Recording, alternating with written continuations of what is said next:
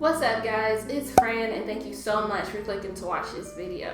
Today we're going to go over 5 frequently asked questions when people are starting their Microlock Journey research. For question number 5, I think people usually want to know what style of Microlocks works best for them. When I think of Microlocks, I usually start with the 5 most common options, and that is traditional Microlocks, interlocks, starting them with twists, starting them with braids, or the sister lock / brother lock method. I'm going to insert some pictures here on the screen so that you can see some of the differences between the different styles, but ultimately the answer to this question is it's going to depend on your personal choice, your personal preference, your personal style. Typically speaking, I chose to go with BRAIDLOCS because I liked the way that they looked on other people and I felt like they would look good on me as well. However, I would have chosen interlocks or sister locks and still got pretty much the same results because I do constantly get asked if I have sister locks or if I have just regular interlocks, and I think that's because usually over time they start to look similar, not exactly the same, but similar. And so if you choose to go with, twist locks or traditional locks, it just depends on how you want your hair to look over time. And so again, that's going to be completely dependent on your personal preference, and that's not something that I could give you an answer to. For question number 4, another question that we get is, does your point rotation actually matter? For those who don't know, whenever you are interlocking your hair, there are 3 different point rotations that you can use, as in the direction that you use to retighten your hair. For a 2-point rotation, you are going 2 specific directions. You are choosing to interlock your hair by only going left, down, left, down, left, down, until all of the new growth in your hair has been interlocked. Doing it this way allows more holes to be in your hair. Ultimately, it gives your hair more room to mat together and volume up. It will result in a much more thick lock. For people who choose to go this method, they are choosing to keep a majority of their natural texture showing, and it most closely aligns to what you're used to seeing when you see someone with a traditional lock. Next is a 3-point rotation. In this case, you're only going 3 directions: left, down, right, down, left, down, right, down. In this case, your hair is specifically made to go in these 3 directions because you want to go in between the thicker lock of the 2-point and the skinnier lock of the 4-point. This allows your hair to keep part of its texture whenever you're looking at the lock, so it gives it enough room to expand, but it doesn't give it as much room to expand as with a 2-point rotation. So your locks are going to be less thick as with a 2-point rotation, but not as thick as with a 4-point rotation. And lastly is the 4-point rotation. With 4-point rotations, you're going 4 different directions: left, down, right, up, left, down, right, up. And when you're doing that, you're making the lock much more skinny, and it's going to give it less room, less holes, that it won't expand as much as 2-point or 3-point rotations. So if you're looking for a much skinnier lock, I would say go with the 4-point rotation. However, it is important to remember that depending on your texture and depending on who's doing your hair, you might not be able to choose between what rotation you want. If you're doing your hair on your own, maintaining your hair on your own, you can choose your point rotation. However, locticians are going to choose the rotation that is best for your hair.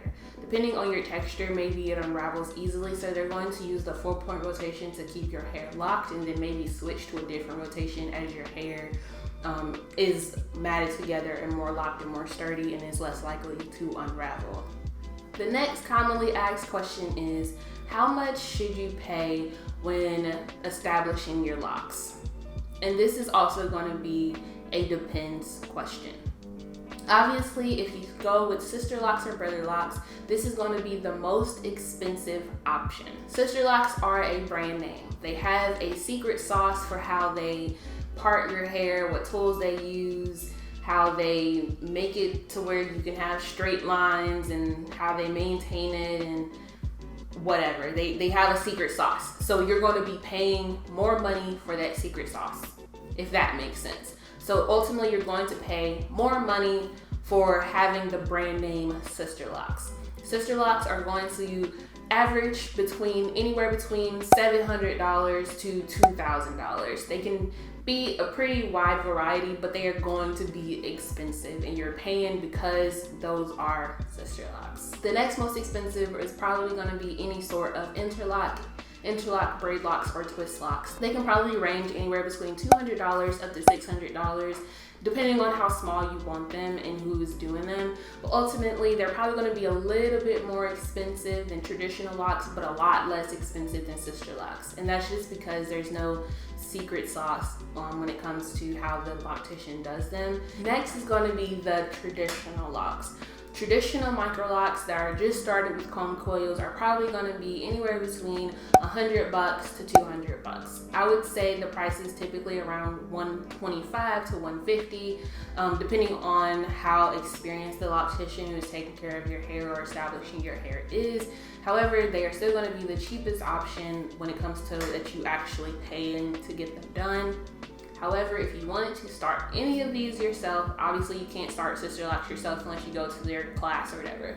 But interlocks, braid locks, twist locks, and traditional locks, if you wanted to start those yourself, they're going to be free. The only thing you're paying for is the products that you might use or the tools you might need to use to establish them, like the interlocking tool, and that's all you're putting your money towards. So it's just going to be depending on what you want to do and obviously how experienced the loctician is who is going to be doing your hair. The main point to remember here is the more experienced the loctician is, the higher the price point. And that just makes sense. If you get an expert master loctician to do your hair, they're going to charge more for their time, more for their expertise. And if you get a rookie loctician to do your hair and you're paying a cheaper price, expect to not have the quality that a master loctician would have. It just depends. I maintain my hair on my own, I interlock my hair on my own, and I expect to see the work of somebody who's never done locks before, and that's me, and that's what works best for me. I expect my hair to look how it looks. But if I went to a master loctician, I'm going to expect my hair to look much better because she or he is much better at what they do. The next question is, are having microlocks high maintenance? And the answer to that is, it depends. In this case, you do ultimately have to be ready to stay on schedule with something and constantly have your hair done. I would say actually every 1 to 3 months. However, I say it depends because if you are someone who is used to doing their hair every week or 2 weeks, going to the salon every 2 weeks to get your hair redone in a specific way, getting locks is going to be much less maintenance. However, if you are someone who is used to just throwing your hair in a bun, throwing your hair under a wig, just going to get box braids done and having that for a couple of months, having locks is going to be more maintenance. So it just depends on how you already take care of your hair. If you're not used to taking much care of it, it's going to be more work. If you are used to getting your hair done all the time anyway, it's going to be less work. So it just depends on what your routine for your hair is already. And lastly, I think one of the top questions I'm always asked on this journey and through researching for microlocks, I think a big question is, will your hair grow faster? And my answer to that is, you guessed it, it depends. So in general, when it comes to natural hair, you have to have low manipulation depending on your hair type. And that's just going to be the same rule across the board, including whenever you have locks. Whenever you have locks, your hair can withstand much more manipulation, but in order for your hair to grow faster, I would say you would still want to have as much less low manipulation as possible. So you wouldn't want to retighten your hair every week or something like that. It's just going to be best to leave your hair alone and let it do what it does, which is just grow. So if you want your hair to grow fast, you're going to want to make sure you keep it moisturized, you wash it as much as you need to, depending on what your loctician says, and that you keep your schedule with retying your hair. If you go and get your hair retied after 4 weeks, and then the next time you wait till 18 weeks and then you don't go back for a year, your hair is much more likely to be damaged, is much more likely to lose its progress, and you are much more likely to suffer the results of your hair not growing. It is also important to be mindful of the products that you're putting into your hair.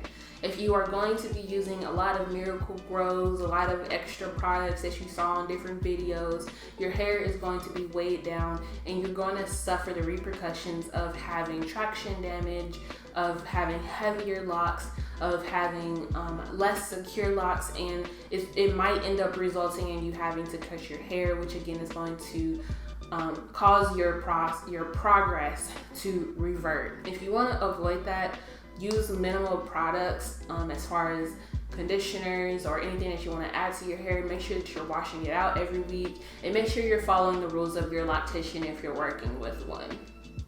I've personally seen where someone does a bunch of extra stuff to grow their hair out, and then ultimately, usually with traditional locks, they're thin in some places, thicker in some places. They end up having to just shave off their hair and start over with the comb coils. So if you want to prevent something like that happening to you, I would say keep it low with the products and let your hair does what it does best. Give it plenty of water, put plenty of moisture, wash it, keep your schedule, and your hair will grow. And that is it for my 5 top commonly asked questions when people are researching their Microlocks journeys. I hope this information helped you. If it did, please like, comment, and subscribe, because this does help me as a growing creator on this platform. I upload videos every Monday at 3 p.m. Eastern Standard Time, and I will see you guys in the next one. Bye.